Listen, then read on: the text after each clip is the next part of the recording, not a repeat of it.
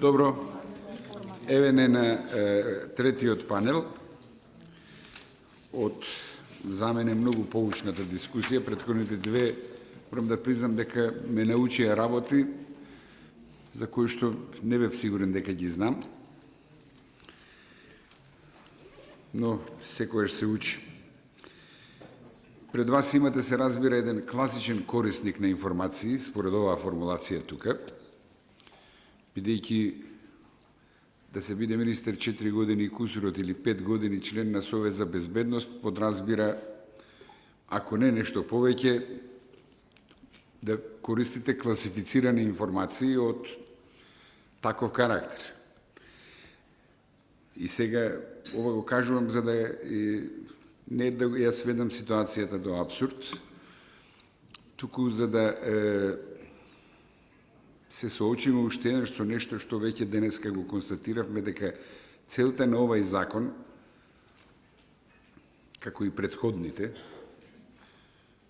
е всушност да направи неред, најблагоречено, и да внесе хаос во еден систем на институции кои што секако и се разоруваат не само со овај закон, туку со многу други постапки и политики на оние кои што имаат аритметичко мнозинство во парламентот.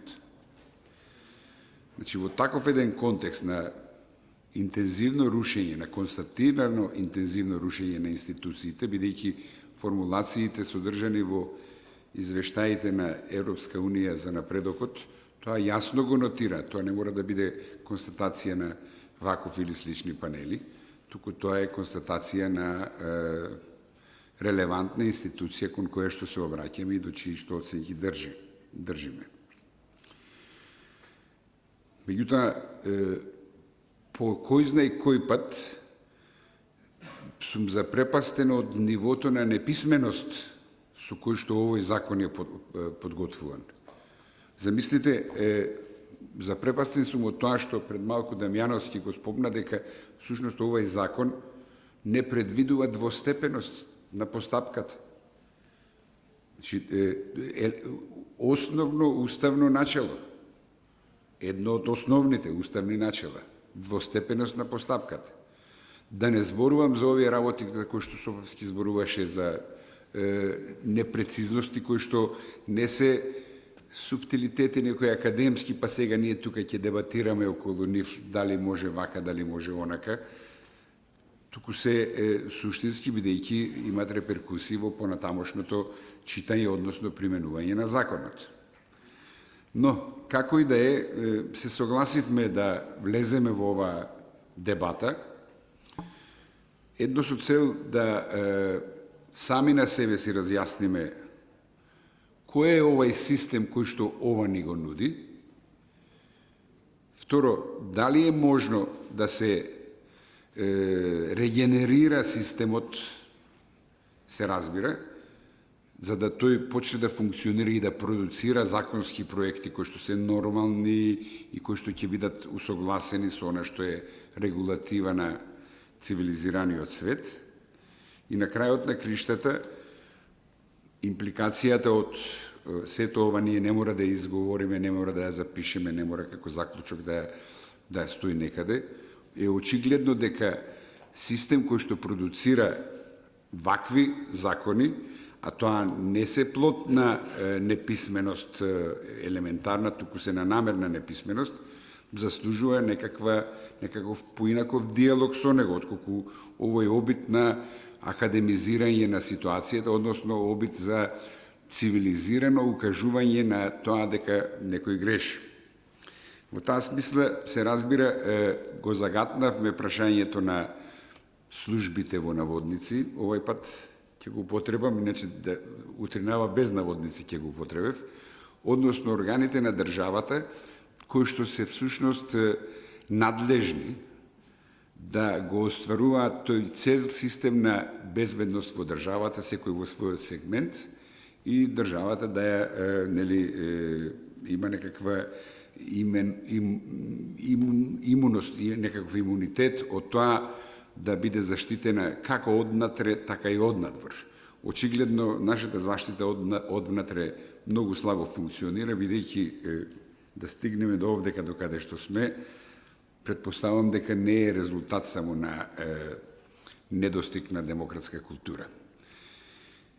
Така што денеска во панелот работата на службите, некогаш и денес, доминираат разликите или сличностите панел, имам чест да го водам и како воведничари ќе ги прозивам поред, се разбират, замолувајќи ги да го почитуваат некако, да ја почитуваат некако временската рамка. Десно од мене е Фросина Ременски и Владимир Пивоваров, професори на Факултет за безбедност, односно факултет Универзитетот ФОН, а лево од мене е Александра Дејановска Трендафилова, професор од Правен факултет, давам збор на Фросина Ременски. Благодарам, господине Ѓунер. Јас да ја поздравам дебатата и се согласувам дека ова е можеби првата јавна дебата по предлог законот што ќе влезе во собраниска процедура, а треба да го утврди дополнителниот услов за вршење на јавна функција или популарно наречениот закон за лустрација. Од самиот почеток, кога имав идеја да разговараме на оваа тема, навистина, особено денеска, после овие часови дискусии, паѓам во искушение да бидам екстензивна, односно да опфатам повеќе аспекти од новиот закон за лустрација, затоа што сметам дека секоја од овие сесии посебно бара една посебна дебата, бидејќи се отвораат многу прашања, но се разбира не можеме сите да ги затвориме, а и немаме намера сите да ги затвориме, би ги оставиле како и дилема за размислување. Но нема да бидам екстензивна, јас во делот на работата на службите за безбедност сега и некогаш, методологијата на создавање на информациите и досијата ќе го скокна, можеби ќе прозбори малку повеќе колегата Пивоваров. Повеќе сакам да зборувам за она што е можеби и темелот на законот за лустрација, тоа се информациите, можностите за пристап, односно правата и обврските на органите кои што треба да соработуваат со Комисијата за верификација на фактите, кои што сега со овој закон имаат многу проширена надлежност, дури се ставени во функција полиција во полиција, што е многу дискутабилно и од правен, но и од логички аспект на целиот процес. Но пред да влезам во ова можеби тешка дискусија за овие крупни прашања, сакам да дадам еден историски вовед. Значи, по завршувањето на Втората светска војна, односно на состаноците пред конституирањето на Организацијата на Обединетите нации на Техеранската конференција, се судриле две мислења за тоа како треба да бидат казнувани тие кои што извршиле злодела за време на Втората светска војна, се мисли на фашистичка Германија. Сталин излегол со ставот дека генерал штабот на Хитлер треба да биде ликвидиран, односно да биде погубен. На тој став се спротивставил Вилсон Черчил, кој што излегол со мислење дека неговата држава и неговиот народ, британскиот народ, нема да толерира масовни погубувања заради казнување на злодела. Се конституира Обединетите нации со сите своји надлежности и принципи. Периодот кој што ние си го даваме за право да го лустрираме, значи 45-90 година, ме соочи со уште еден историски момент кој што е многу важен да го имаме во предвид, а тоа е обединувањето на Источна и Западна Германија како идеја од минато неделната промоција на Штазиленд, односно како Сојузниот секретаријат кој што е задолжен за работа со евиденцијата на Министерството за државна безбедност пристапува кон прашањата на казнувањето на вработените во тогашното Штази и како е регулирано прашањето на објавувањето или озваничувањето на јавноста на документите кои што сведочеле за стравотните судбини на репресираните граѓани кои што биле предмет на обработка на Штази. И во тие податоци ќе видите дека секретаријатот, Сојузниот секретаријат за Штази чиј што нели председател на до 2000 година и сегашен председател на Сојузна република Германија, имаат многу добар механизам направено, сега не знам колку ние тука знаеме да го препознаеме. Тие рекле вака: секој има пристап до информациите за своето лично досие, медиумите исто така можат да имаат пристап доколку ги деперсонализираат толкувањата и воопштувањата на судбините на репресираните, но останува прашањето дали поранешните вработени на агенти на Штази службата имале континуитет во работењето на сега веќе модерните, современите служби за безбедност на Германија или пак биле казнети. И се излегува со податокот дека повеќе од 5000 поранешни вработени во Министерството за државна безбедност на ДДР се и реално се уште вработени во некој од безбедносните служби, канцелариите за криминалистички истраги во Германското Министерство за внатрешни работи, и тие реално се уште во системот. Но не се казнувани со она барање, нели, да одговараат доколку биле во некои учесници во некој кривично правен настан или некој кривично дело. Постоела идејата дека не е важно само да се открие соработничкиот однос, туку тој не може да се казни само затоа што е соработнички однос, туку мора да се утврди кривично правна одговорност, односно сторување на кривично дело во тој соработнички однос. И само така може да се казнуваат сите што соработувале, но не и заради самата соработка. И сега го отвараме суштинското прашање на соработничкиот однос, кој што е и од аспект на работа на тогашните служби за државна безбедност и од аспект на сегашнава методологија не е казниво дело. Значи, тоа е дури пожелно, бидејќи темелите на работата на тогашните и сегашните и наидните служби, полиции, јавни, тајни, значи се темели токму на примарната соработка со граѓаните како најмасовен извор на информации.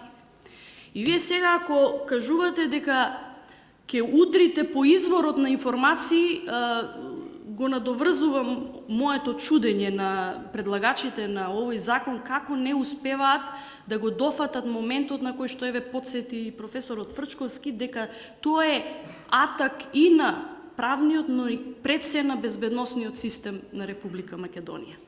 Но затоа потоа. Ке ми дозволите и да се чудам малку денеска. Зошто?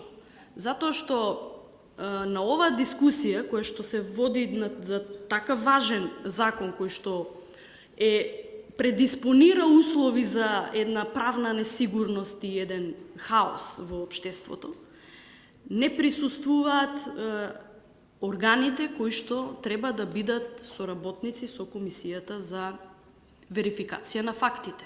Ја немате Дирекцијата за заштита на личните податоци, ја немате Дирекцијата за заштита на класифицираните информации, го немате Министерството за внатрешни работи, Министерството за одбрана, Министерството за Агенцијата за разузнавање, ја немате доволно присутна академската заедница, нели со исклучок на ние кои што доаѓаме оттаму, го немате јавното обвинителство.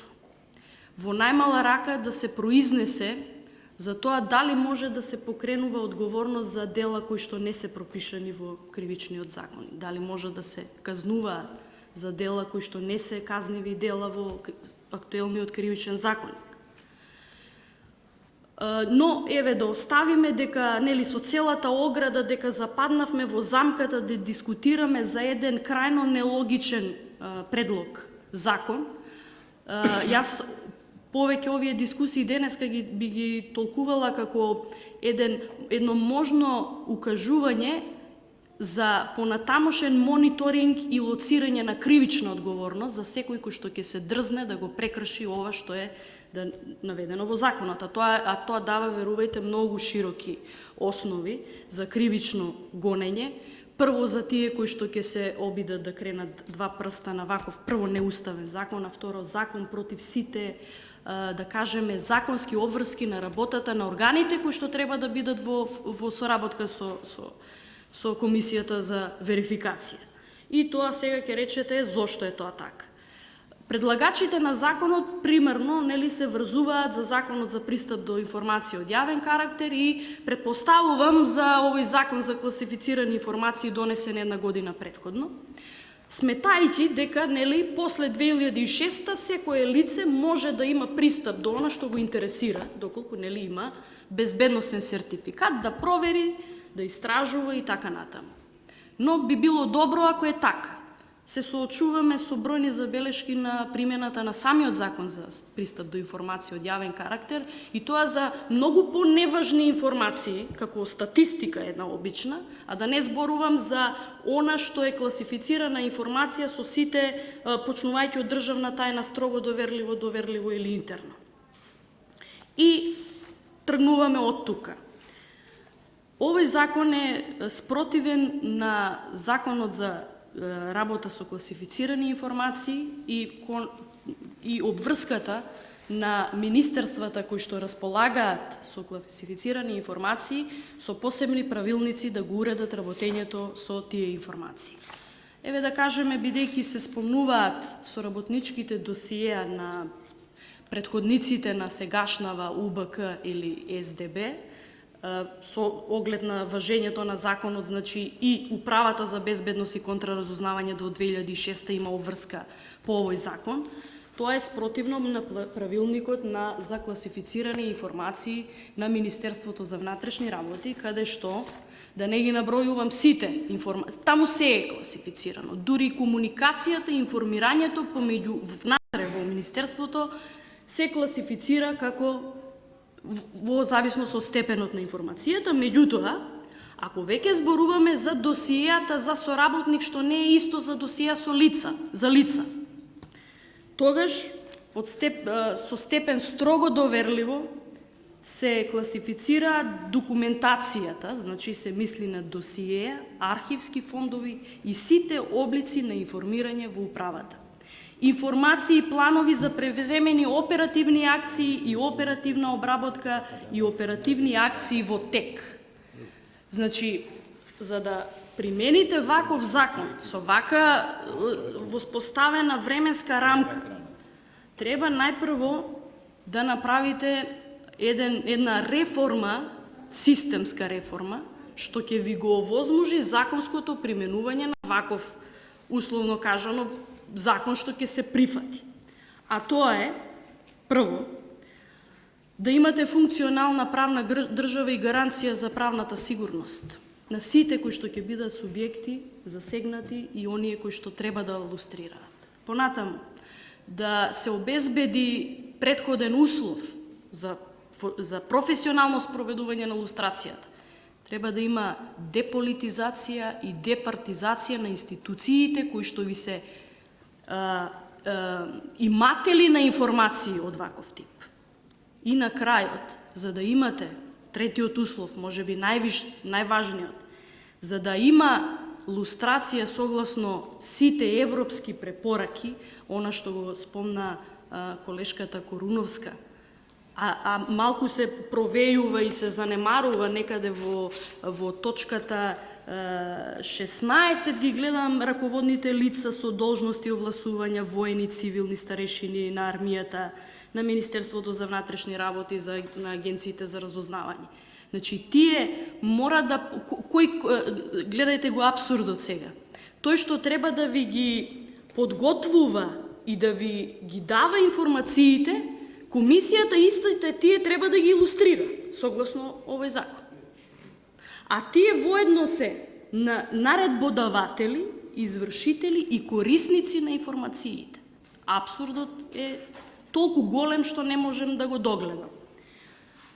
Значи, согласно овој закон, тие го организираат подготвувањето и предавањето на целата документација. Она што го спомна корешката Неда во препораките од Советот на Европа, а тоа се изумува. Тоа е фазата што ние треба да ја имаме во овој процес на лустрација. Да не ми замерат дека сега ги игнорирам жртвите.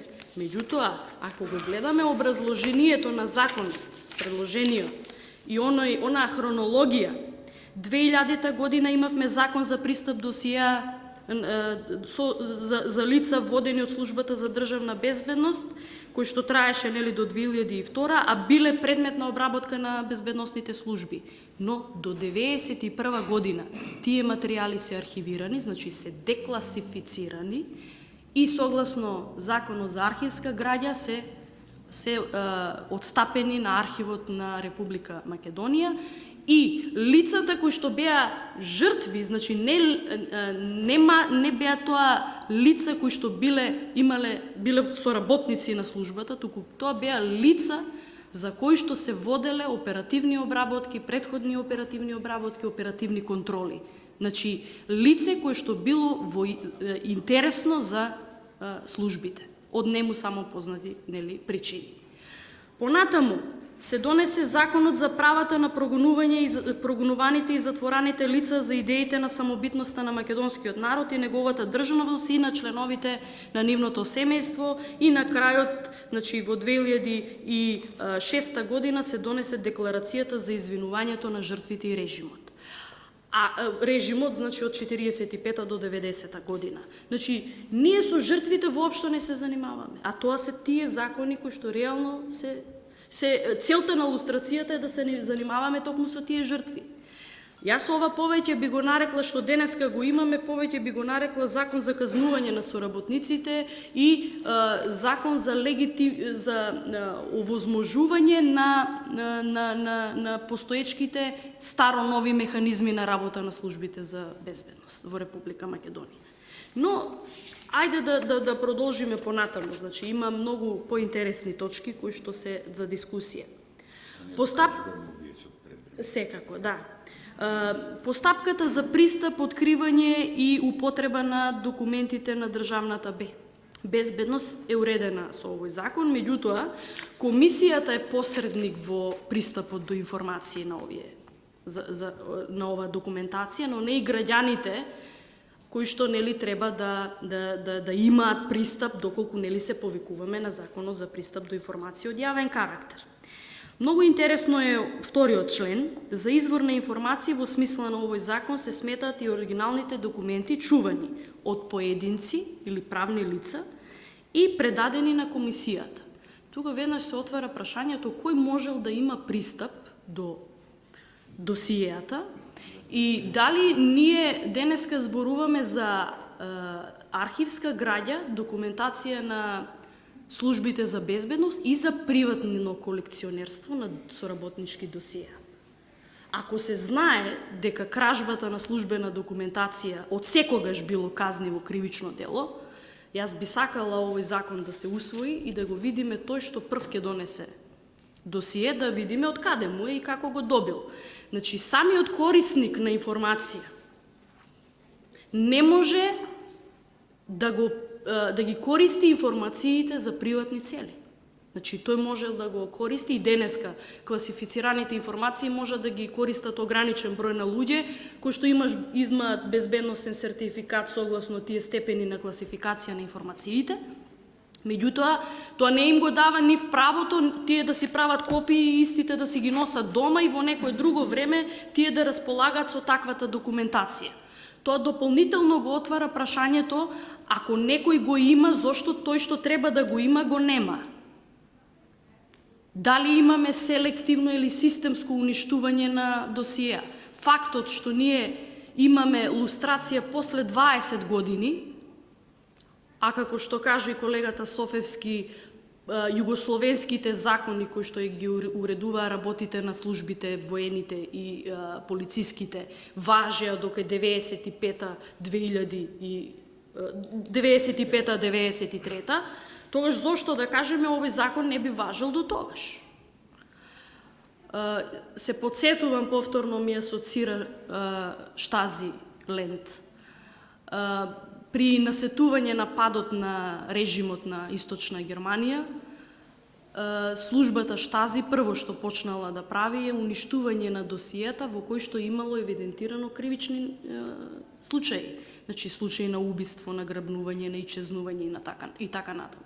И сега, знаете, малку е илузорно да зборуваме за документација и увид, пристап, кога ние реално не можеме да идентификуваме каде ни е документацијата, со оглед на тоа дека лустрираме еден историски период до 90-та година и еден до 2006 година.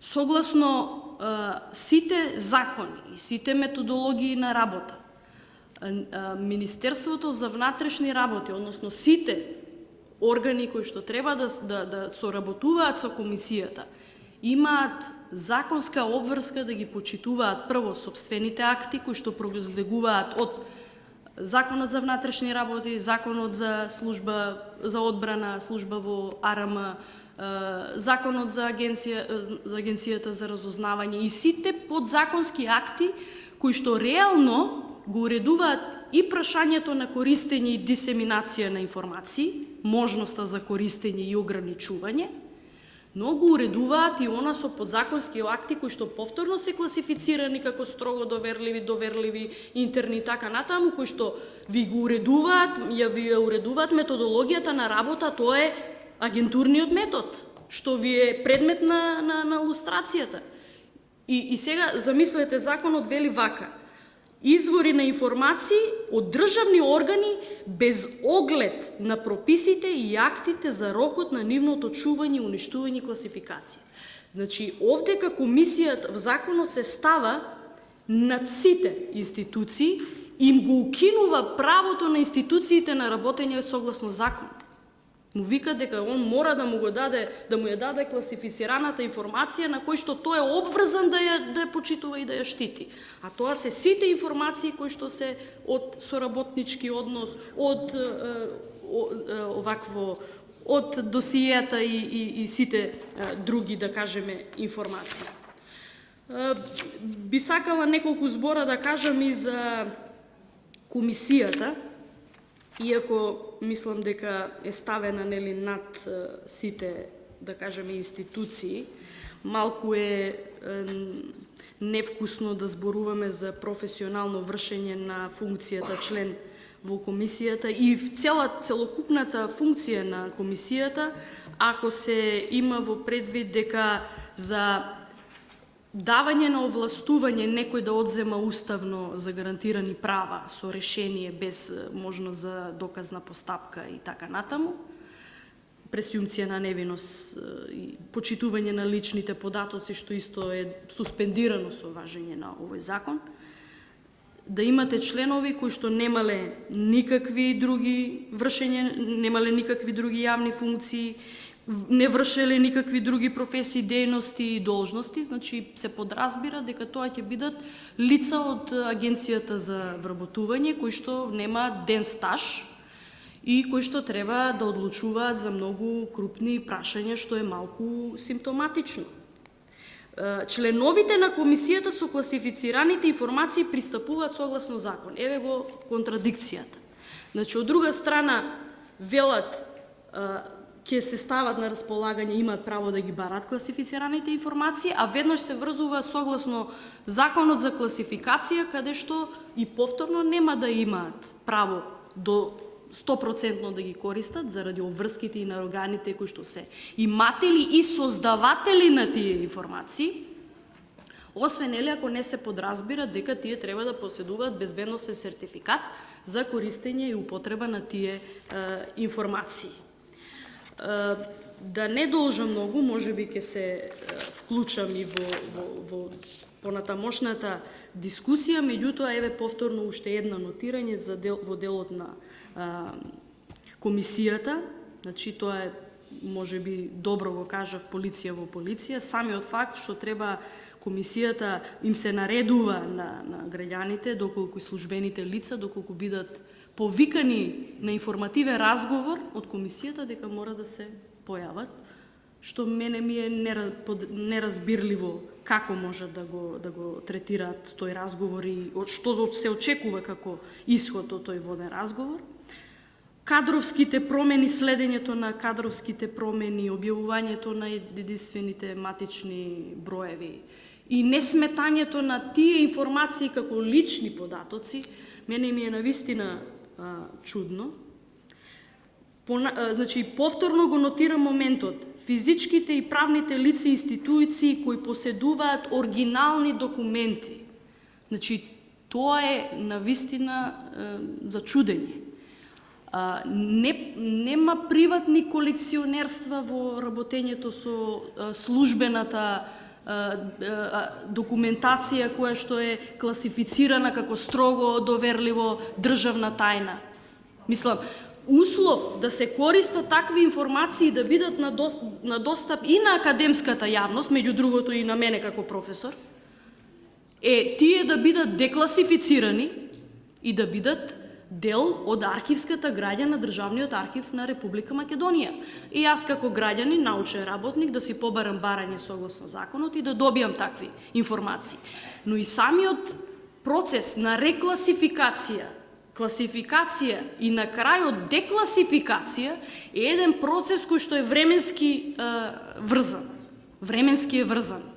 Да кажеме, зошто токму 2000-та година се отворија досијата за жртвите?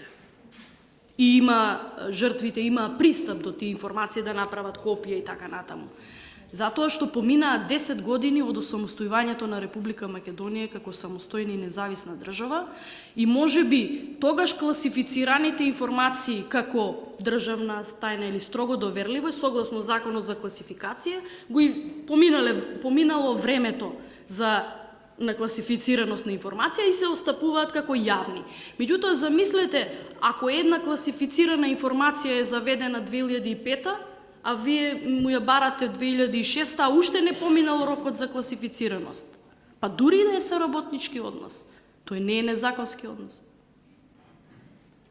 Многу интересно прашање, што останува да го дискутираме во дискусијата, да не одземам простор на другите учесници. Благодарам. Благодарам, Росина. Се разбира, чудењето е тоа, ќе си продолжи, но за приватните колекции, приватните архиви, мене воопшто не ме чуди. Ова е превентивно напишано, иначе.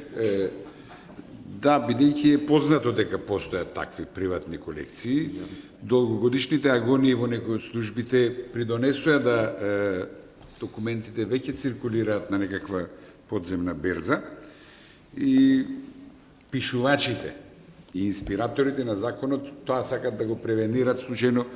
Боже мој, ова е мала земја, може за некого од нив да се појави нешто и сега тоа да се санкционира на одреден начин, но ќе оставиме и за понатамошни чудења. Професор Пивоваров, повелете. Благодарам. Денешно излагање би го поделил во неколку сегменти. Прво, она што највеќе ме загрижува, тоа е што оние кои го предлагаат законот не се присутни тука, со што праќаат многу негативни сигнали пред се кон граѓанското општество, меѓутоа и кон меѓународната заедница. Секој сериозен закон, а ова е посебно сериозен закон, кој задира во сферата на најголемите човекови права и слободи, не само на оние кои биле жртви на предметот што е предвиден во овој закон, туку и оние кои треба да бидат лустрирани. Значи се остава голем и широк простор за можни злоупотреби, меѓутоа и за злоупотреби кои во тој период на изготвување на досија уште тогаш се направени. Ако зборуваме за веродостојноста на ваквите акти, пошто колешката пред малку што зборуваше, кажа дека нивото на водење на постапката е издигнато на поголем степен, што значи дека на кој начин ние ќе докажеме веродостојноста на овие документи. Од мојата практична работа, некаде после 1999 година, почна оперативните службеници да се користат со употреба на средства за снимање на разговор со работникот, што значи тоа е доказ дека навистина е остварен контакт со некое лице. Сето она што претходно ќе биде доставено до Комисијата за лустрација, апсолутно многу тешко ќе биде да се докаже дали таков материјал е вистинит или е невистинит.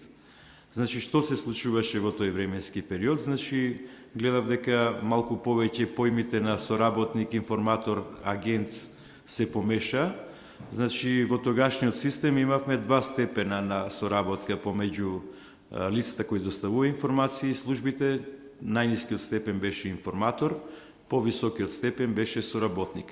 Со тогашните уредби и правилници, апсолутно на нивото на информатор што сега е опфатено со законот, не се бараше никаков подпис. Значи сега, оперативниот работник во тоа време кој го пишувал материјалот, треба да веруваме на таквиот материјал. И од практика ви кажувам, и од оно што сум го доживел во моето службување, апсолутно се случувало да одредени лица, оперативни работници, да го докажат својот квалитет во работење, пишува оперативни информации за одредена безбедносна појава во одреден сегмент, каде што секоја информација на крајот мораше да стои извор на сознание.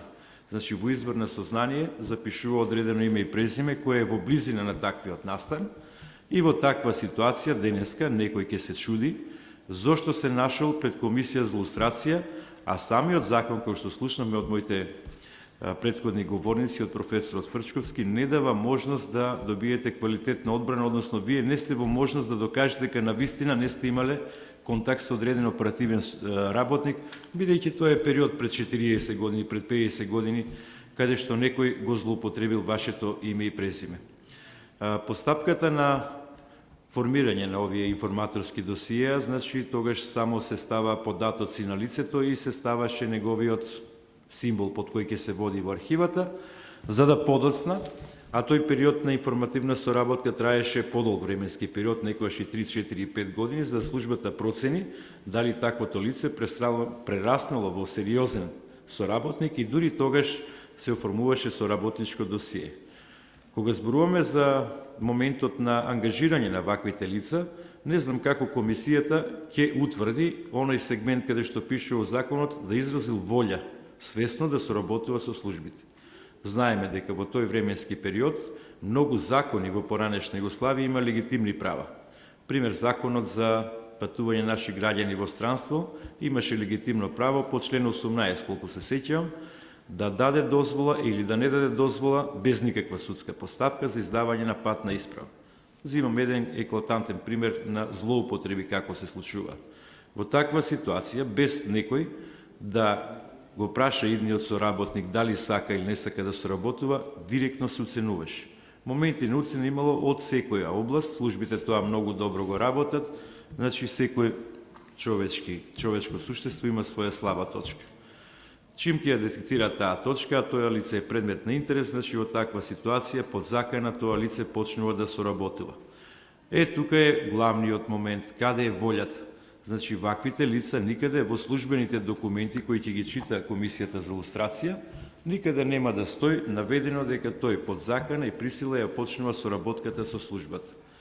Значи, тука се јавува еден голем простор на можни манипулации, односно човековите права и слободи ќе бидат кршени до максимум кон таквите лица. Тие нема да може да докажат дека нивната соработка била остварена со службата на тој и тој начин.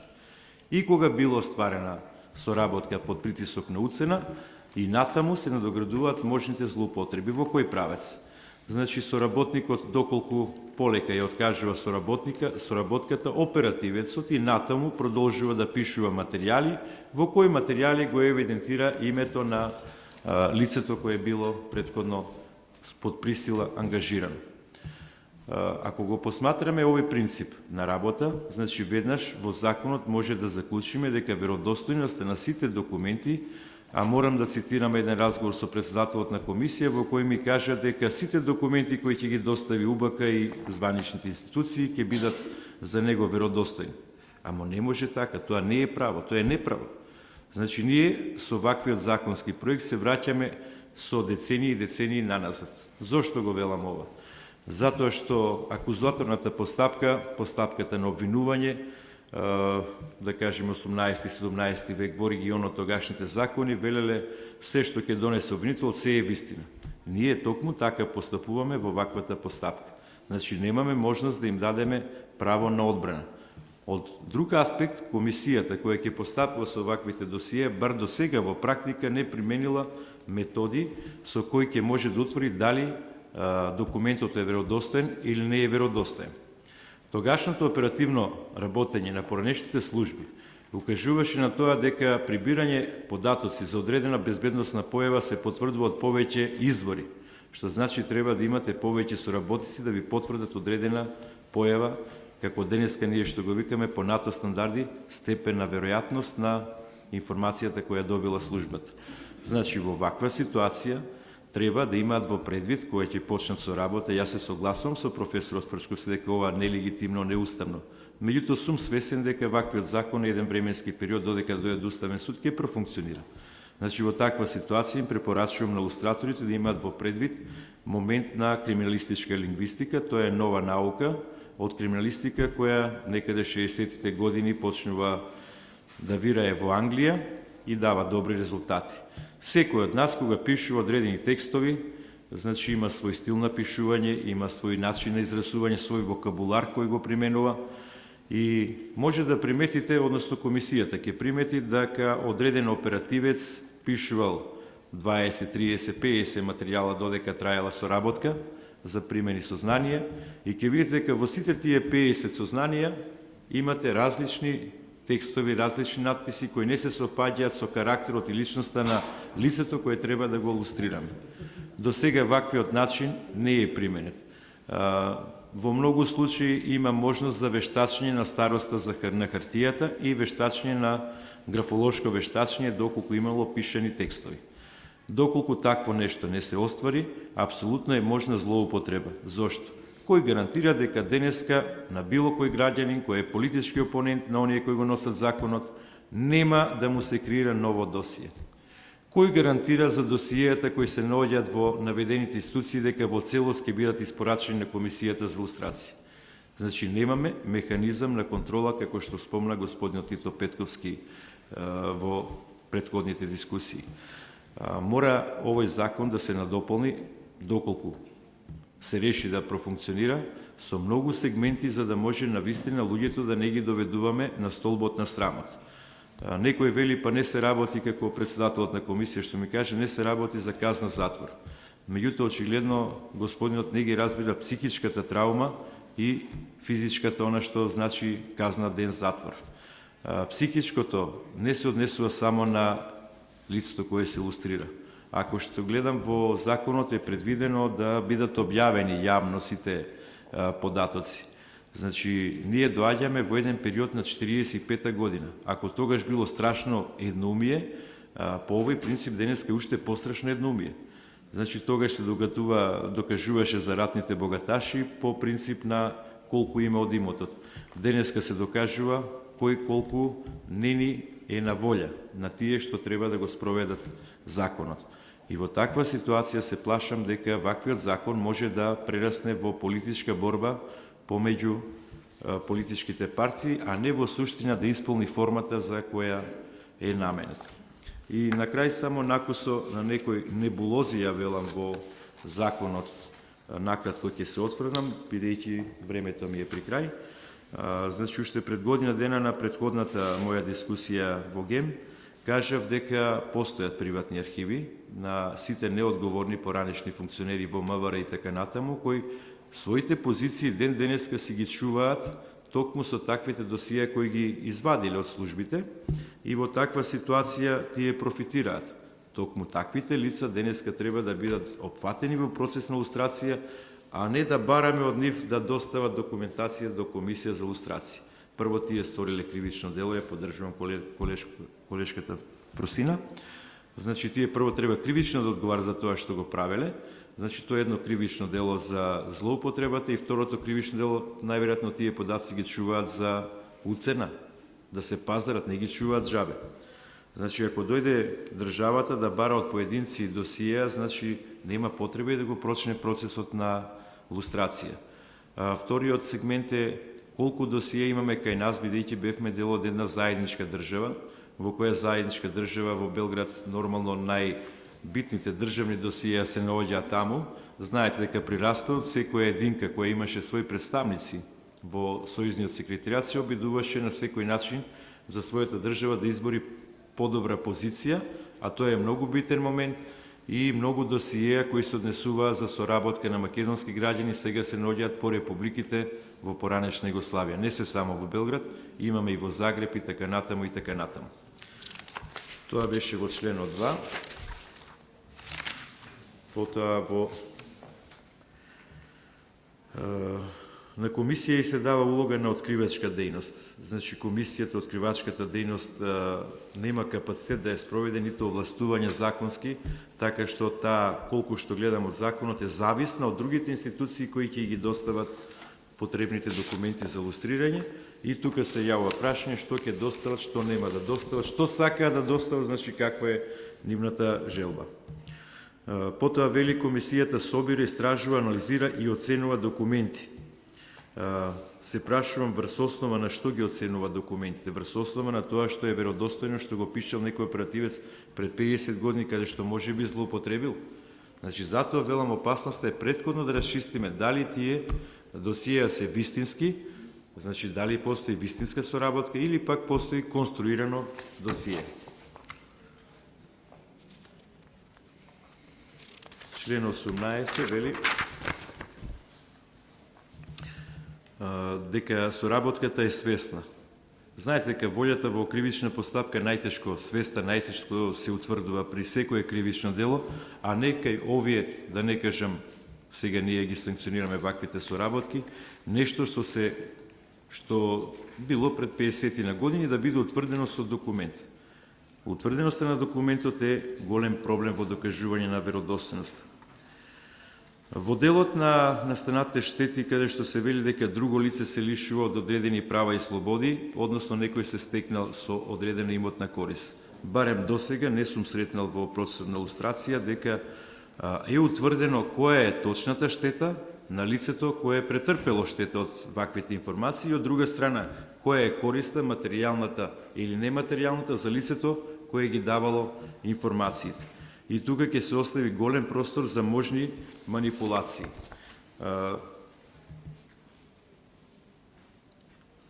Потоа вели кога се повикани службени лица и граѓани да ги предадат информациите и документите. Па нема овластување комисијата некого да повикува, значи некој што не сака да дојде, тоа ќе биде доброволно. Значи нема казна санкција. Значи веќе комисијата добива легитимитет на предистражни органи. И во таа ситуација не знам како ќе може во тој сегмент да функционира. Во член 29 правото на жалба вели дека прво ќе објавиме, па потоа ќе тече судската постапка, што е апсолутно крајно кршење на правото на презумпција на невиност. Тоа може само после правосилна судска пресуда, значи во една доказна постапка, да му се даде фер судење на странката, односно илустрираниот. Меѓутоа, она што загрижува, претходниот закон, членови 28 и 32, мислам дека укажуваа токму на презумпција на невиност, необјавување на документи. Што се случи во тој период? Прво ќе слушневме на телевизија кој ќе биде илустриран, па дури потоа ќе излезеше председателот на комисијата да каже кој е илустриран, а не му дадовме никакво право на човекот на одбрана. Значи да утврдиме дали навистина се работи за соработник или не се работи за соработник.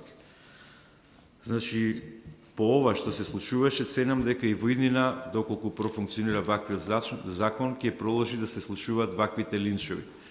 И никој не зеде за право да реагира на ваквата појава, тоа предначи одредени државни телевизии, кои редом однапред укажува кој ќе биде илустриран.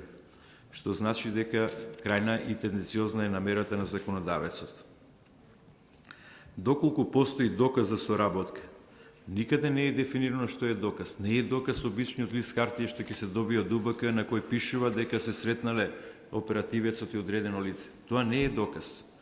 Тоа е само предпоставка дека тие соработуле. Дули потоа треба комисијата да утврди дали навистина постоела таа соработка или пак не постоела соработка. Односно, таквиот акт е злоупотребен од страна на службите. За резултати од спроведената проверка, што проверува комисијата? На кој начин проверува? Значи, недопрецизирањето на одредени термини во законот остава можност и простор за натамошните манипулации. Ама апсолутно, пошто во комисијата не можем да сватам, зборуваме за факти, а во комисијата се носат одлуки со надгласување. Значи, тие имаат факти, треба да кажат дали црното е црно или белото е бело. И тука се остава сомнеж за можна манипулација. Кога зборуваме за лични податоци, за овој закон нема да важат. Па кој го има правото да врши дерогација на правото во држава? Никој го нема, па ни Уставниот суд. Меѓутоа, за жал, гледам дека дерогација на правото во член 37 целосно извршена.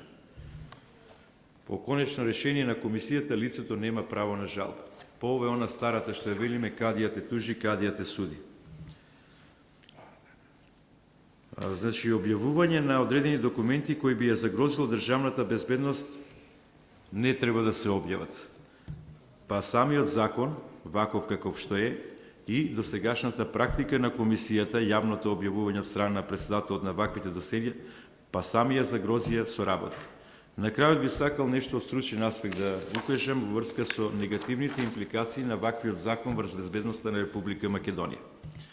Република Македонија од своето самостојување до денеска 20 години перманентно има безбедносни закани и од натре и од надвор, кои евидентираат и од ден на ден се зголемуваат се повеќе. Во ситуација кои имате зголемени закани по безбедноста на државата, а и сами видовте дека и најмали инциденти ја загрозуваат безбедност на државата до голем степен на можни меѓуетнички конфликти кои ги предвидовме со стратешкиот одбранбен преглед уште 2003 година. Тоа беа заканите од меѓуетнички конфликти, тероризмот и организираниот криминал. Ако ние имаме закани, а таквите закани треба со такви закани согласно уставот и законите, ја цитирам Гордана Јанкуловска, министерката, треба да се справат безбедносните служби, се прашувам како и на кој начин тие служби ќе функционираат. Значи, денеска имате 3 методи на прибирање на информации, агентурниот метод, основен метод. Како службите натаму ќе функционираат, мене не ми е јасно и никој на ова прашање во држава не ми одговори. За жал, сакам да изнесам една вистина, колегите кои се професионалци во службите, во секоја прилика која ќе се сретнеме, разговараме за оваа проблематика и во целост ме поддржуваат. А прашувам зошто во вашите институции не го покренете ова прашање, тогаш ќе летаат глави. Значи, зошто толку страв во ова општество? Зошто страв од она што е најнормална работа да се спаси државата, да се спасат институциите? Дали некој свесно и намерно го руши безбедносниот систем? Безбедносниот систем е столб на секоја држава. Ако го немате тој столб, кровот ќе падне од куќата. Значи, ние се доведуваме со вакви закони во легална постапка пред се закон од 2000 година за отварање на досијата и знаете колку тогаш преку 20 и нешто убиства имаше на соработници кои биле на поранешните служби. Значи, дали со овој закон ќе го продолжиме трендот на можните убиства од тој аспект што ќе се случат и се прашувам кој будала во оваа држава во иднина ќе соработува со некоја безбедносна служба. Значи, сите ќе гледаме, не дај Боже, мечката заигра во мојот двор. Сите сме луѓе, може да се и се што да се случи, и кражба, и убиство, и така натаму, и така натаму. Па знаете, ка луѓето на улица кои ќе видат некој кривичен настан бегаат како ѓавол од тамјан. Зошто бегаат? Утре треба да бидат сведоци и не сака да сведочат. Значи, тоа е недоверба во институциите. И тука би завршил, накратко ви благодарам, ако има прашања, слободно поставете. Благодарам, професор Пивоваров. Не можам да не кажам дека помалку и се ситам кога ги слушам сите овие работи, да бидам искрен. Затоа што 2006 година, кога овие ентузиазирани демократи се зафатија со процесот на лустрација, ние неколку мина зборувавме, пишувавме и така натаму, и како и што е стандардот и денеска, прогласувани за се и се што. И сите овие работи беа предвидливи од проста причина што структурата на луѓето кои што го имаат мнозинството во парламентот, нивната методологија која што ја демонстрира јасно на владење, покажа дека до овие ситуации ние ќе дојдеме. И не требаше да се биде кој знае колку пророк или предвидлив или прогнозер. Се ова се предвиде, се ова се знаеше, а се прави. Зошто се прави е прашањето на кое што не знам дали денеска сигурно нема да одговориме. Сега ќе направиме еден мал преседан од досегашната пракса. Ќе му дадам збор на Чедо Дамјановски за мала интервенција само, па потоа ќе продолжиме со професор Трендафилова. Повелите. Ви благодарам. Директно бевме како комисија прозвани од професорот Пивоваров дека не приметил се извинувам председател, со него имав дискусија, со вас не сум имал дискусија. Не директно која, него као комисија. мислам. Знанијата од комисија ги прими преку вашиот председател. На една дебата, Да. Сорката најчесто беше на таа емисија. Не, ворет е. Меѓутоа, не, околу прашањето дека до сега не сте виделе да комисијата ја утврдува веродостојноста на некој документ и до сега не правила таква процедура. Беше соопштен. Така и е, Председателот. така и е, ама и така и ќе биде. Не може другачие да биде. Сега ќе ви кажам зашто. Од две причини. Комисијата само ги детектира документите, што ќе ни ги даде надлежен орган. Сега, доколку ми даде органот досие ваше, предпоставка се извинам што вас се извинам, за да после ковито поедноставно да бидам разбран. Доколку ми даде ваше досие некој да има, и тоа досие има 100 страни, 70, 50 страни има. Која од тие страни е лажна или не, подметната или не, тоа вие најдобро знаете. Дали сте учествували во таков настан или не. Доколку ние сега од органот бараме сите 60 страни да не ги проверли како, тогаш ние ќе станеме сега адвокатска канцеларија на ваш адвокати. Ние само ви презентираме на вас дека имаме досие, сме донели досие и ве прашуваме дали е тоа вистинито, дали е веродостојно или не. Доколку вие тоа кажете дека не е, наше да не донесеме конечно решение, да донесеме решение меѓутоа кое не е конечно. А после во самата постапка, вие лично, пошто вие најдобро за себе знаете дали сте учествували во тој процес или не. Секој за себе знае. Ние како комисија не можем да знаеме за сите во Македонија дали биле или учествувале. И затоа не го проверуваме ни ова. Не е наша работа. Тоа е ваша работа во процесот на докажување. Значи, комисијата само детектира дека во органите постои документ. А понатаму што него веродостојност, тоа е работа на лицето кое го третираме како комисија. Благодарам. Само да ви одговорам накратко, значи постојат вербални и материјални докази, овде ке немаме материјални докази, тоа уште старт го кажа, бидејќи тогаш не постоеле средства за детектирање и утврдување на материјални докази на тонот на разговорот. Меѓутоа, со која совест таму ќе се нафатат колегите ваши да работат, кога се зборува за вербален момент. Вербалата е помеѓу оперативецот и соработникот. Колку е негово да, толку е моје не. Изминат период 50 години. И како ќе може лицето кое го лустрирате да докаже дека навистина немало никаков контакт, никогаш не се сретнало со оперативецот? Ја кажувам, тој проблем од тогаш, ја ви го кажувам, 2005 го има во Република Македонија како директор на разузнавање. Да ви кажам дека сега ќе ви дојде за лустрирање име и презиме, име од еден гроб, од Бутел, презиме од друг гроб, од крстот трет земено, ова како се вика годината на раѓање и некоја улица од Скопје ќе се стави. Затоа имав и суспендирано шефови на разузнавање. Тоа беше и скандал во Македонија, значи денеска се случуваат тие процеси. А тогаш што се случувало, тогаш веќе било многу пострашно. Молам уште од вас, Значи, вака се да интервенирам прво. Се разбира, овој диалог е многу занимлив за слушање и така има драматургија одредена на настанот, но еве поведете, че доама да завршиме тука, бидејќи затоа ја го имам тој проблем, уствари се појавува тој проблем во комисијата.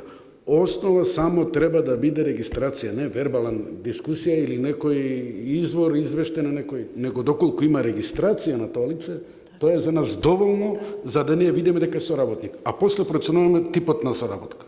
И крај. Благодарам толку. Само и јас ви благодарам. Укажувам дека многу луѓе не знаат дека се соработци. Затоа предупредувам милион македонци кои живееле во тој период.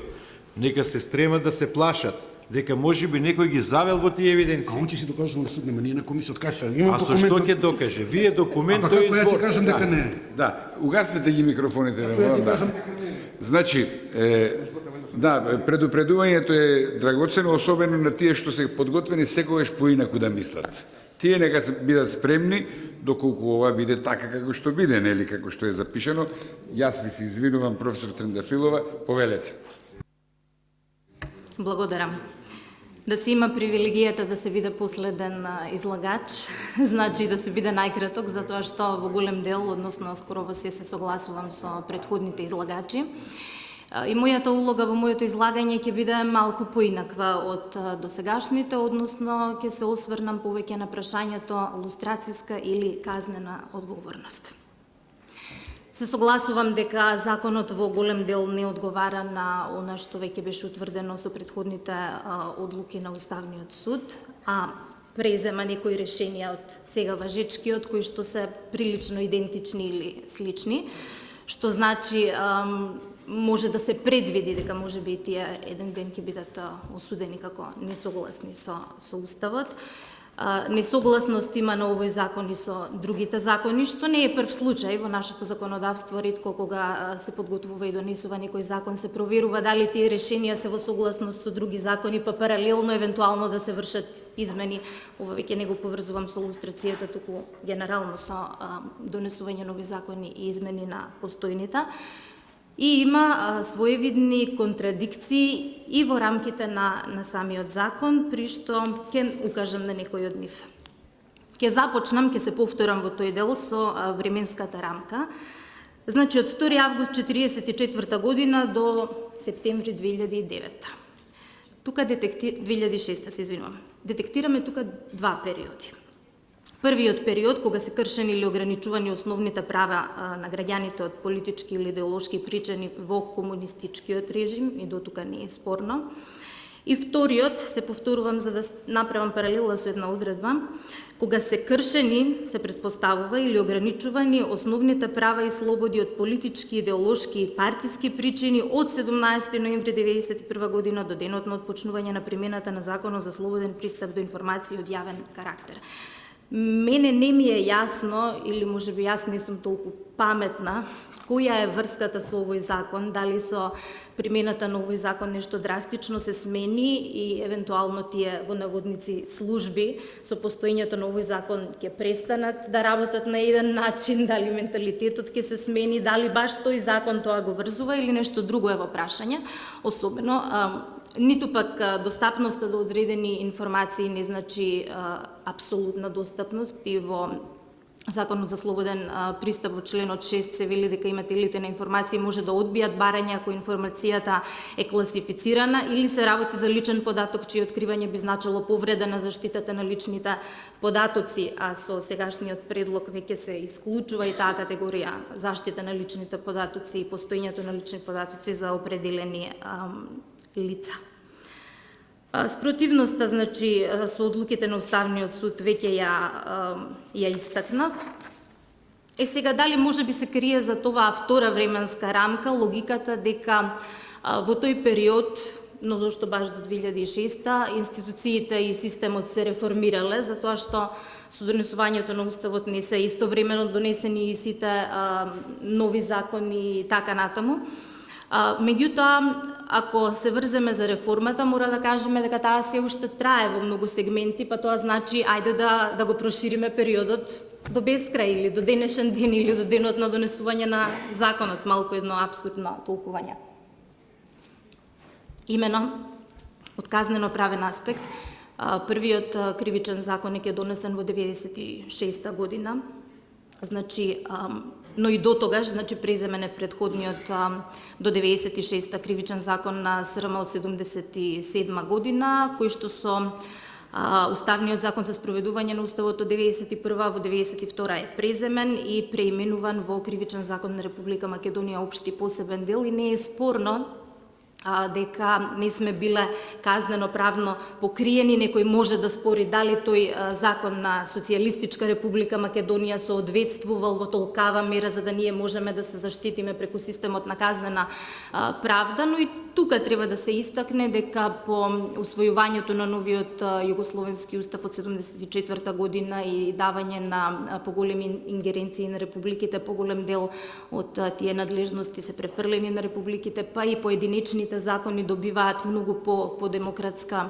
димензија, а од 96 година наваму веќе и јасно е дека кривичниот законник апсолутно ги покрива сите овие действија за кои што ние зборуваме, затоа што ви зборувам како правник, од моја гледна точка воопшто не е релевантно дали се работи за кршење на човековите права што представуваат исполнување на законското битие на некое кривично дело од идеолошки или политички или од верски или од некои други причини, дали се работи за убиство. се што со позитивното право е востановено како кривично дело е кривично дело и тука нема дилеми. Особено треба да се земе предвид дека членот 2 од КЗ вели дека заштитата на слободите и правата на човекот и сите други основни вредности представуваат основа и граница на определување на кривичните дела и пропишување на кривичните санкции. Натаму во посебниот дел, значи систематиката на кривичните дела укажува на таа либерална концепција имено веднаш после првата глава на кривични дела против животот и телото и мислам дека неспорно дека животот и телото се највисоки вредности, ако го немаме животот нема ни да бидеме тука, доаѓа главата на кривични дела против слободите и правата на човекот и граѓанинот и од тука повторно јас сметам дека системот на казнена правда, не сметам, тоа е така, не треба да се спори дека системот на казнена правда треба да биде надлежен за санкционирање на ваквите действија. Исто така, проблематичен ми е член 4 став 2. Комисијата донесува решение со кое утврдува соработката и правните последици од таквата соработка. Може би глобално ако се разгледува законот е јасно кои се тие правни последици, но лично како правник и кривичар може би ние настојуваме на попрецизни одредби, сметам дека треба да се дефинира, особено во член 18, мислам каде што тие изрази беа објаснети, кои се правни последици произлегуваат од утврдувањето на една соработка, затоа што едно пошироко толкување може да има несогледливи последици, не сакам ни да укажам какви се сценарија може од тоа да произлезат.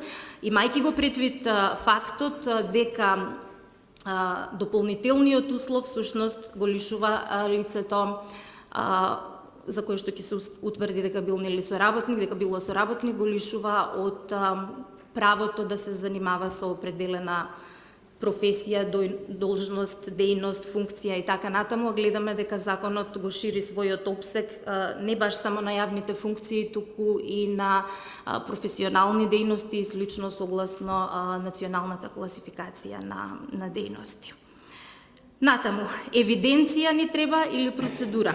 Членот 4 вели лицето опфатено со овој закон, за кое комисијата ќе утврди дека е евидентирано во досиејата, го исполнува условот со кој се ограничува кандидирањето или вршењето јавна функција. А членот 14 натаму вели комисијата ги има следните надлежности: собира, истражува, анализира и оценува документи. Дали во законот имаме паралелно два начини? Дали само ако се констатира дека постои лицето во евиденцијата, веќе се исполнува условот или навистина треба некоја процедура, бидејќи членот 14 мене веќе ми алудира на некоја процедура, собирање, истражување, анализирање и оценка, а горе во членот 4, ако утврди дека е евидентирано, го исполнува условот. Значи, апсолутно, заради тоа што по својата правна природа ограничувањата и правните последици од тоа што некој лице било соработник во голема мера кои индицираат со казната во КЗ забрана за вршење професија, дејност или должност, треба тоа да биде покриено со подетална процедура, како што кажа и професорот Калајджиев, контрадикторна постапка со сите процесни гаранции за фер постапка и така натаму. И не знам дали навистина треба да се чека во она како коректив некој да речеме судска процедура, постапка за заштита која што се предвидува после донесувањето на првостепеното, односно на неконечното решение од страна на комисијата, дали е тоа доволно за да кажеме дека целиот процес нуди од самиот почеток, значи правно гаранции дека нема да бидат напротив сега овие лица стигматизирани, жртвувани, нивните права повредени и така натаму. Јас се согласувам, беше спомнато тоа решение не е конечно, но неконечното се објавува. Вие кога еднаш ќе го објавите, ајде тргнете ја таа стигма и тој печат од луѓето, штетите се веќе направени. Она што за мене е најпроблематично е членот 18 став 5. Вели свесна, тајна, организирана и континуирана соработка, утврдена со документи така натаму, постои и тогаш кога лицето определено со овој закон постапувало во службено својство, во судска постапка или постапка пред државен орган и така натаму, доколку знаело или морало да знае дека постапката се води исклучиво заради примена на идеолошко-политички и партиски ставови и мерила кои отворено се прикажуваат како правни правила или мерки. Прво, лице кое постапува во службено својство, предпоставувам се мисли на службени лица во вршењето, значи, на нивните надлежности и овластувања, доколку истите ги пречекорат, вршат кривично дело од главата 30, мислам беше, кривични дела против службената должност, има таму низа на инкриминации, ако ни една од поспецифичните, по-конкретизираните не може да се примени, останува 353 злоупотреба на службената положба и овластување, и затоа не можам да се помирам ова нешто што имплицира, значи, елементи на битие на кривично дело да се најде тука, а да не биде оставено во системот на казнена правда. Значи, доколку такво нешто постои, апсолутно дека системот на казнена правда може да действува и треба да действува во таа насока. Друго по-проблематично е оној дел доколку знаело или морало да знае дека постапката се води заради такви цели. Горе се спомнува, например, судска постапка.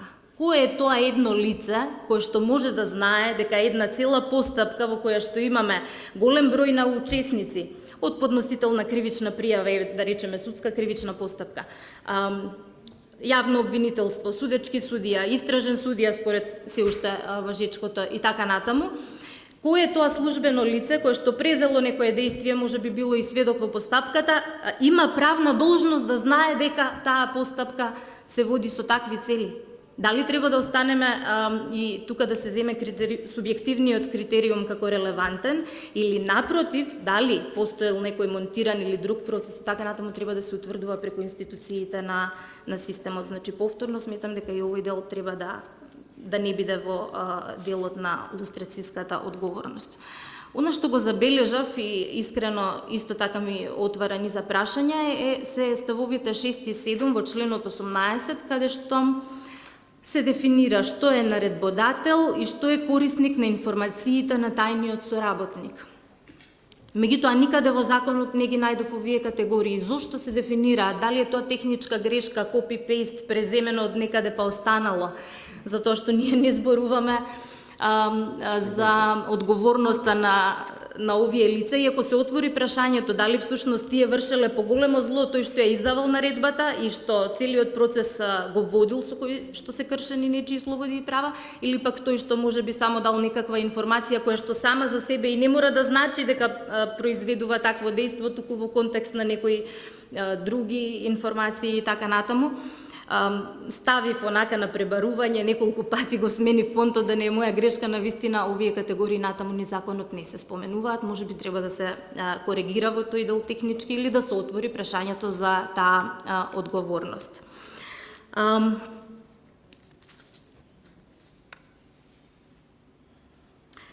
Што со наредбодателите и корисниците на информации, повторно ќе кажам дека тука казненото право треба да стапи, односно системот на казнена правда на терен и согласно сите правила да се гонат евентуално тие лица, зависно од тоа кога е извршено делото, дали било покриено со соодветна инкриминација или не, значи дали да се почитува начелото на законитост, да не произлезе ретроактивно дејство, доколку по новиот закон после сторувањето на делото предвидува поблага казна и слично, тогаш по исклучок, значи може да се примени тој, но тоа се општи правила на кои што не сакам да се задржувам. Исто ќе укажам дека е проблематично водењето на регистар воопшто и сите овие објави за кои што спомнавме. Ние воведовме регистар на педофили, па се уште се дробиме околу тоа прашање дали исто тоа не се загрозуваат човекови слободи и права, па од тука ми се наметнува нели како нужно да спомнам дека овој регистар може би и како регистар не би требало да постои, или ако постои да не биде јавно достапен, односно објавен на веб-сайт.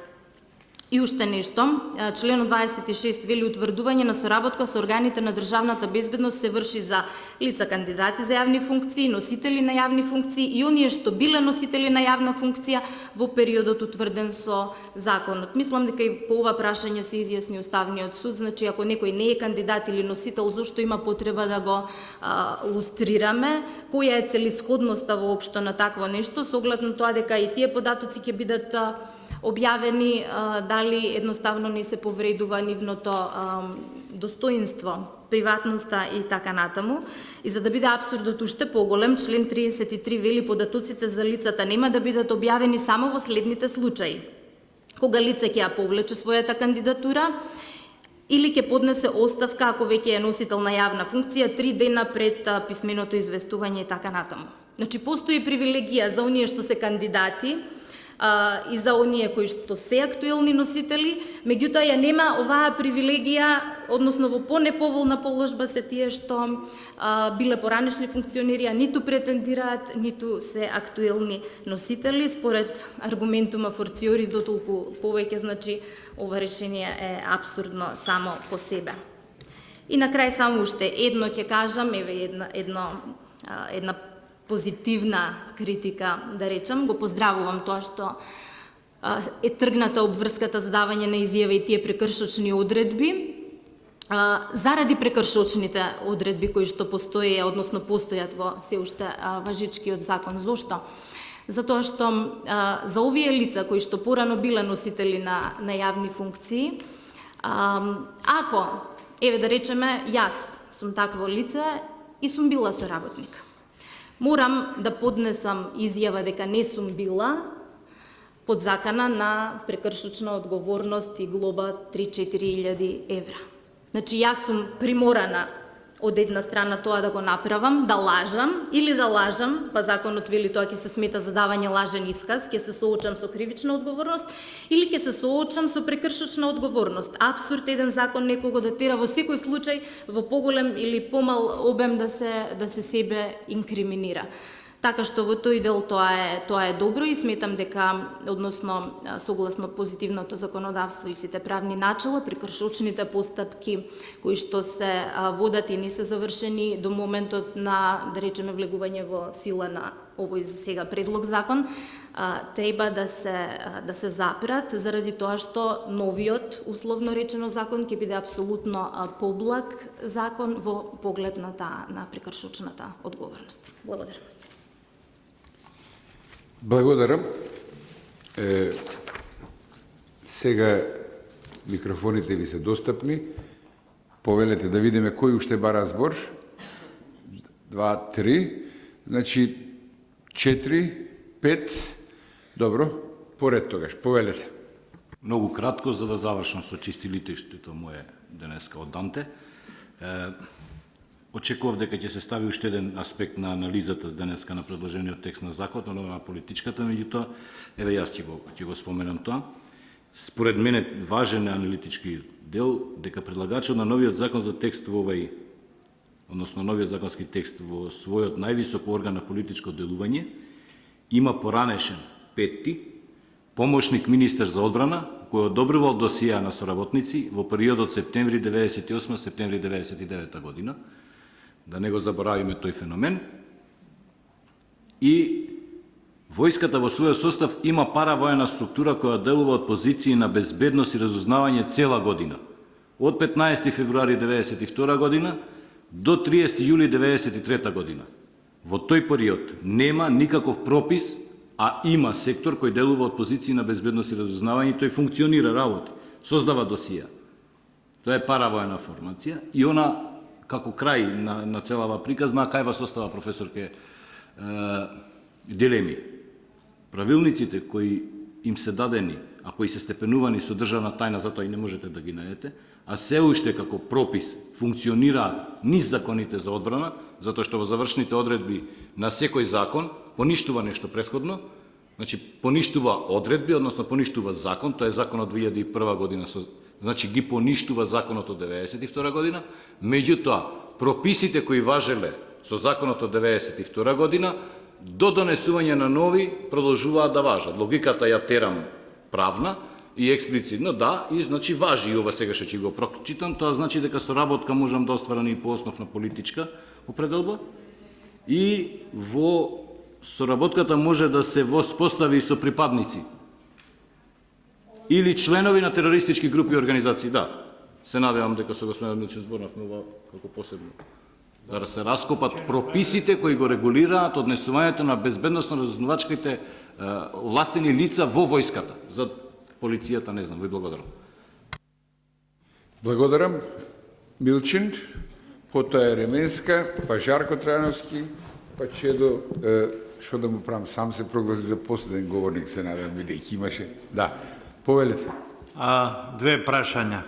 Дали Комисијата за верификација на факти добива оригинални досија или фотокопии од досија кога разговара и дали добива целосни или добива само делчиња кои ги селектира некој?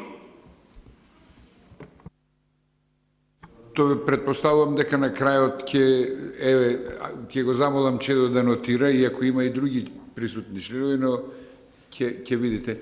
Повелете, Еременска. Благодарам, јас само ќе се надополнам на она што останав недокажана. Збиеме малце. Така, ќе го збиеме баш конкретно.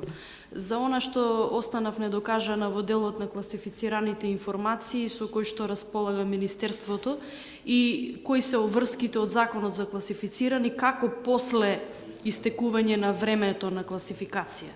Значи, доколку се смета дека документот кој што е класифициран со степените на класификација нема да предизвика сериозна штета на оперативната ефикасност или безбедноста на Република Македонија или на ефикасноста на вредни одбранбено-безбедносни и разузнавачки операции или на операции преземени за справување со неконвенционални закани, значи нема директно да загрози живот или сериозно да влие на јавниот ред или личната безбедност и слободите и човековите слободи и права, тие се декласифицираат и по Законот за архивска граѓа стануваат дел од архивската граѓа на Државниот архив.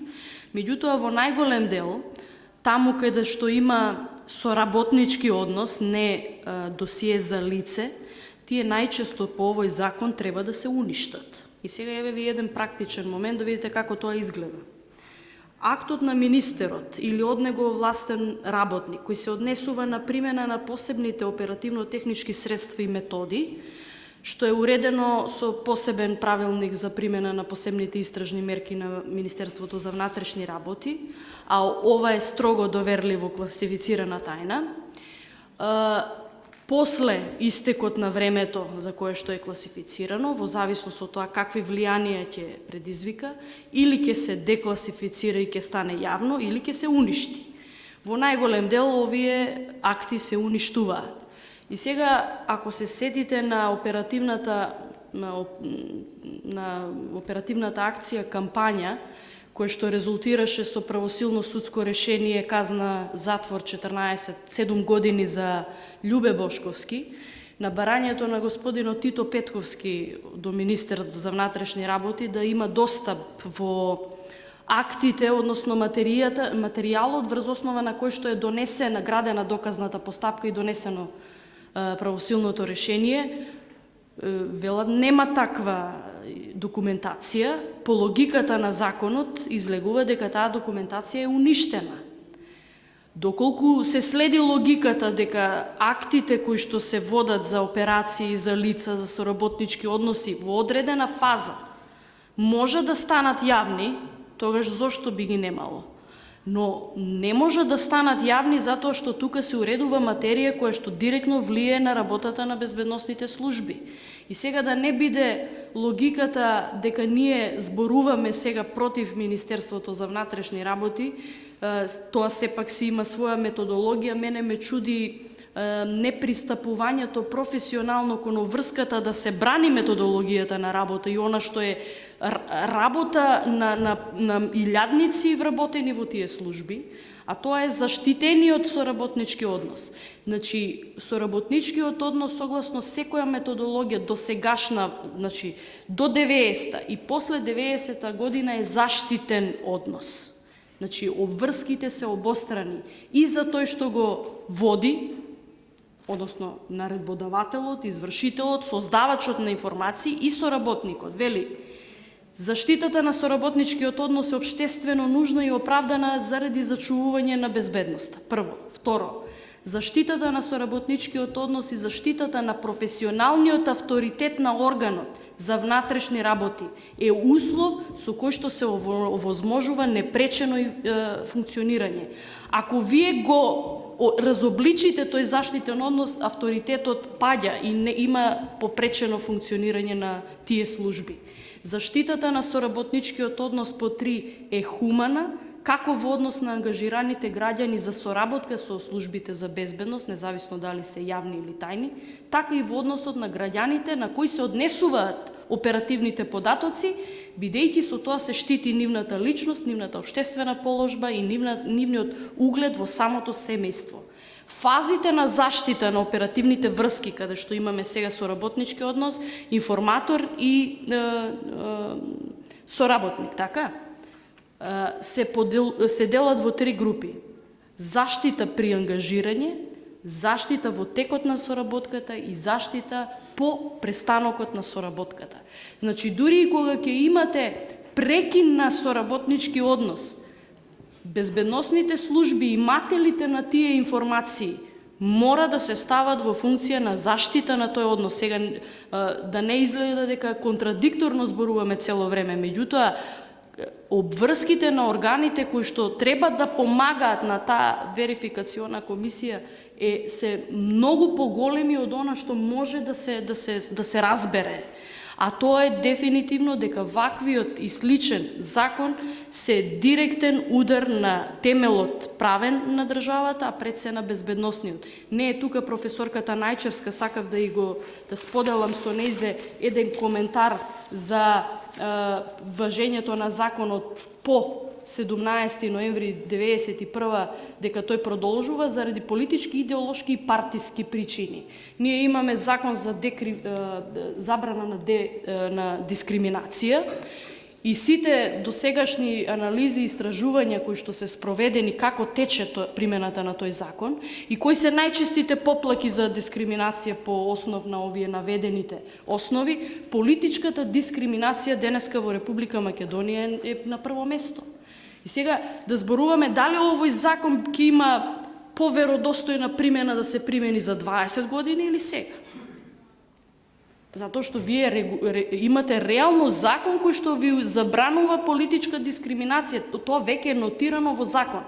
А сега нешто казнувате што не било казниво дело ниту тогаш, ниту сега. А некој го чинел. Но се согласувам со колешката Александра дека ЗКП тука треба да стапи на сила со сите овие дилеми кои што не се во делот на управната, туку во казнената постапка. Благодарам. Благодарам. Жарко. Благодарам. Значи, накратко само 2 поенти. Едната е лустрацијата е инструмент на транзицијска правда. Се додека трае лустрацијата, ние праќаме порака дека не сме излегле од транзиција. Значи, сите што меѓувреме ќе не лажат дека тука со нас излеговме од транзицијата, нека имаат предвид дека тие испраќаат порака до светот, до сите, дека ние сме се уште во транзиција се додека важи и се применува законот за лустрација, затоа што тоа е дел од транзицијска правда.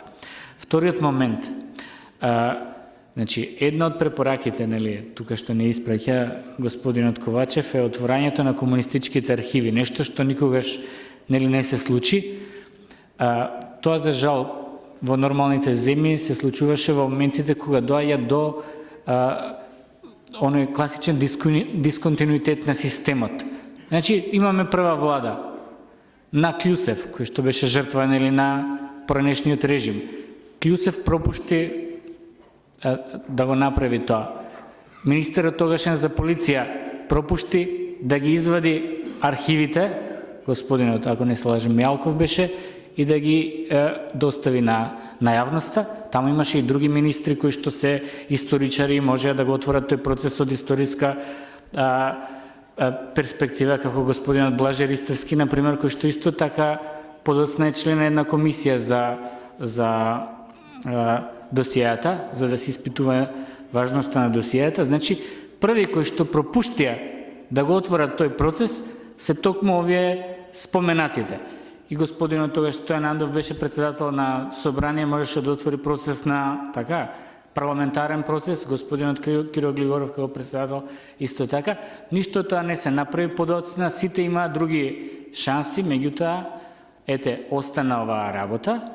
Но и да, клучното нешто е дека под архивите не се подразбира да ги отвориме само досијата на жртвите, туку токму тоа, да ги, она што сега не подсетуваат, да ги отвориме имијата на агентите. Се што подразбираат тие под агенти, а што ние подразбираме, тука може да ќе се најдеме во некој превод, меѓутоа она што е класично е дека со ставање акцентот на агентите не подсетуваат дека главни одговорни за злоделата во комунизмот се токму оние кои што имале агенција, значи дејствување, оние што дејствувале, а не оние што давале информации, зашто давањето информации не е само по себе чина дејствување кој што прекршува определени права.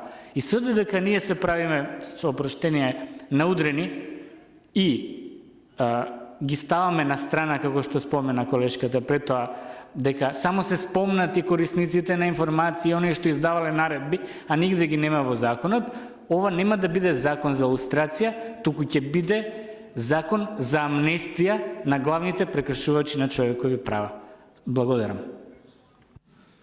Јас се разбира, тука морам да интервенирам и да посведочам дека работата и не е толку едноставна со отварањето на архивите. Од проста причина што Македонија потекнува од една федерална заедница и на нејзината територија, освен оние служби кои што согласно на Уставот од 74 година дејствувале, значи автономните служби, дејствувале и сојузните служби, било војните, било цивилните сојузни служби, и тие архиви се на друго место.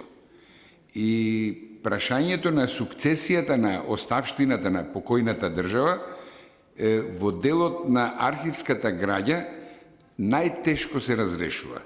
И тоа скоро да се каже не е мрднато ни 1 сантиметар понатака.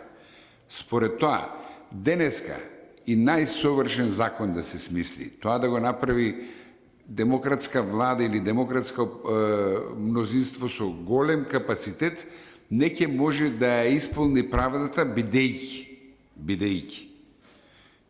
најголемиот дел, особено најважните соработници и до денеска присутни на сојузните служби, немаат кај господава од Комисијата за верификација на фактите никаков доказ за нивното присуство лево, десно или не знам каде. Сите ние шпекулираме кога зборуваме за тоа, но таа граѓа не е распределена, не е дисперзирана на кому припаѓа. При распаѓањето на татковината ни бивша некој однесуваше како кога. Јас утринава подсетив некој од пријателиве дека првата голема акција на Слободан Милошевиќ беше окупација на Сојузното Министерство за внатрешни работи и архивата, бидејќи секако Министерство за надворешни работи беше под негова власт. Ова мораме да го знаеме, за да ја знаеме и другата димензија на една од неправдите кои што ќе се случуваат, односно се случуваат де факто. Ова морав да го кажам, поверете Дамјановски. Благодарам. Дел од мојата дискусија више некој од вас овде ја напомна и би се откажал од дискусијата, на одговорот на господинот Милчин ќе го даде колегата Благо Агешовски. Искомунициравме, онда му каже да он одговори. Добро, благодарам. Чедо, јако испеѓа дека ми го препушташ за вршниот збор и тогаш ќе ја злоупотребам. Ќе ја злоупотребам својата положба да кажам неколку збора повеќе освен одговорот на конкретното прашање. Иако денеска од страна на сите присутни беше кажано така речи се што се однесува за овој нов предлог закон за лустрација. Жал ми е што не се тука присутни предлагачите, односно поддржувачите на овој закон, се со цел да имаме една поквалитетна дебата, меѓутоа што е тука е. Јасно е дека пред нас имаме нешто што беше констатирано во неколку наврати, одредби кои што два пати ги укинал Уставниот суд на Република Македонија. Се поставува прашањето како, значи ова повеќе го зборувам како граѓанин, а не како член на комисијата, да се одбраниме, бидејќи за мене е страшно кога пратеници не почитуваат одлуки на Уставен суд. Можам во тој контекст да ја ставам непочитувањето на постоечкиот закон за лустрација, кој што јасно упатува дека собранието на секој 6 месеци врши промена на председателот на комисијата на лустрација, а веќе 20 месеци не се почитува таа одлука. Јасно е дека со вметнувањето на така наречените олигарси во овој закон уште еднаш се алудира дека ние пред нас че имаме неуставен закон кој што ги става граѓаните во нерамноправна положба, бидејќи јавните функционери треба да ја напуштат функцијата, а какви последици, односно санкции ќе имаат така наречените олигарси во овој закон апсолутно не е предвидено. Исто така, што се однесува до санкциите, ниедна од досегашните верзии на законот за лустрација немаше предвидено санкција за оние кои што ќе изберат или именуваат некого на јавна функција или должност без да го исполнува дополнителниот услов за вршење на јавна функција.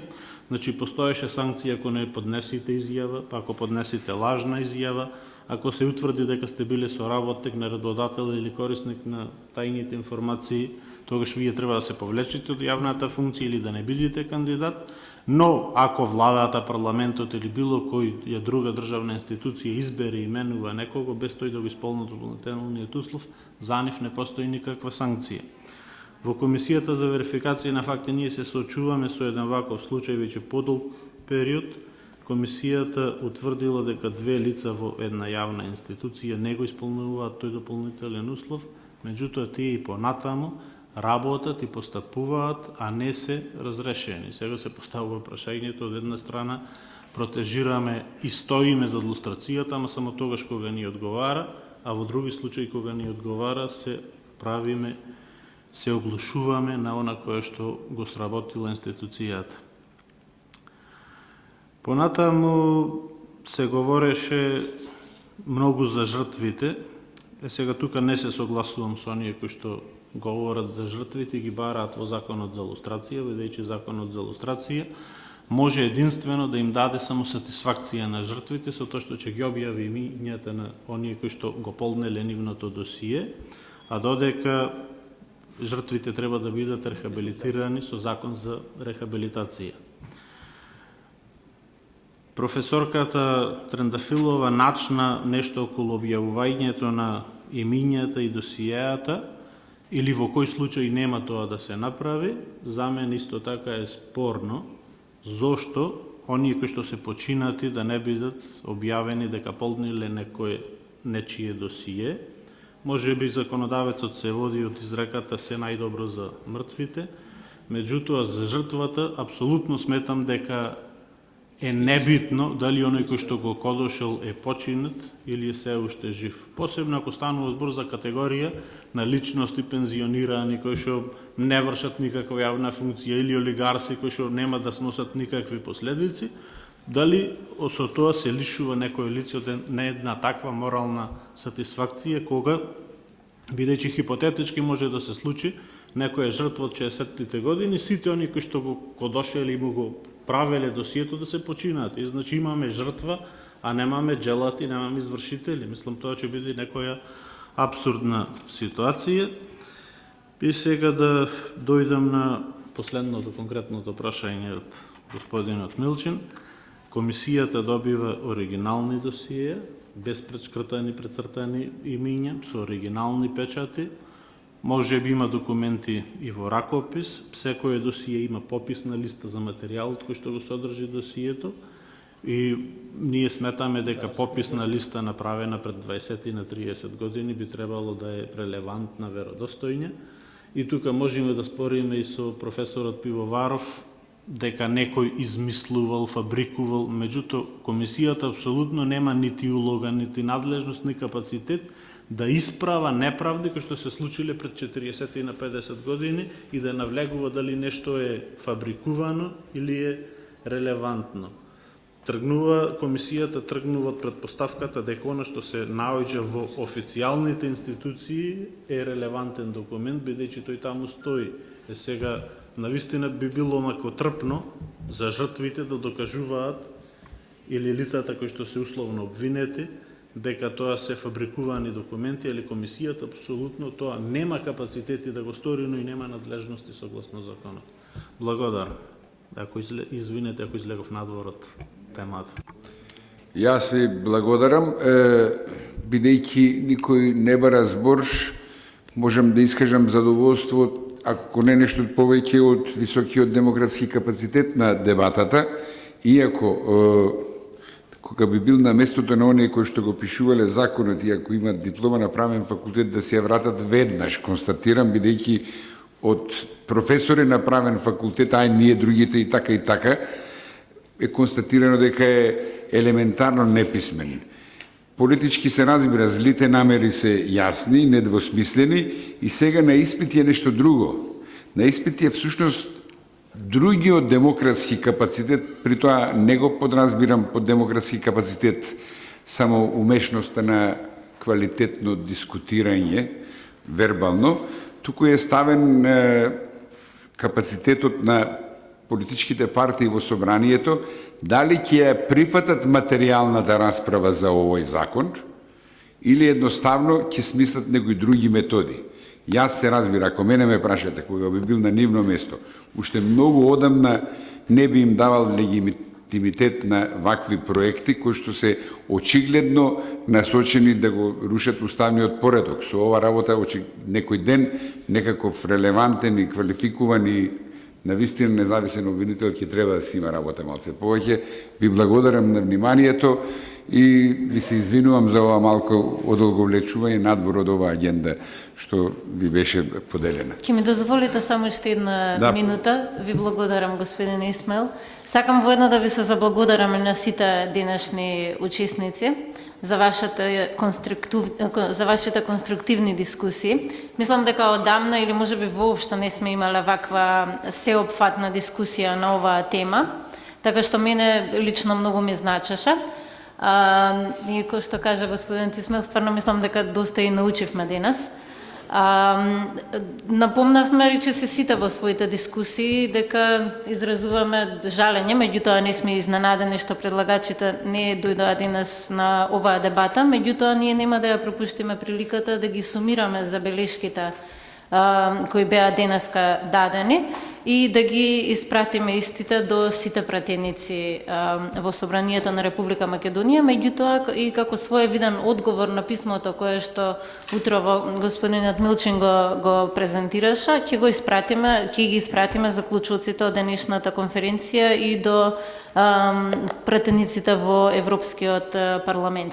Исто така би сакала да најавам дека во рамките на проектот кој го работи правната програма, кој се нарекува Апроксимација на законодавството на Република Македонија, под она едиција на анализи кој ние ја нарекуваме примената на законите под лупа, овој пат ќе се осврнеме на мониторинг на имплементацијата на законот за лустрација и за нас представува дополнителен предизвик да видиме колку се податоци врз основа на законот за слободен пристап ќе можеме да добиеме, а се ќе бидат поврзани со имплементацијата на законот. Така да, само ја користам приликата да најавам дека ќе излеземе кај да е со одредени податоци за тоа како се спроведува овој закон. Уште еднаш ви благодарам што денеска учествувавте на оваа дебата и би сакала да ве поканам на ручак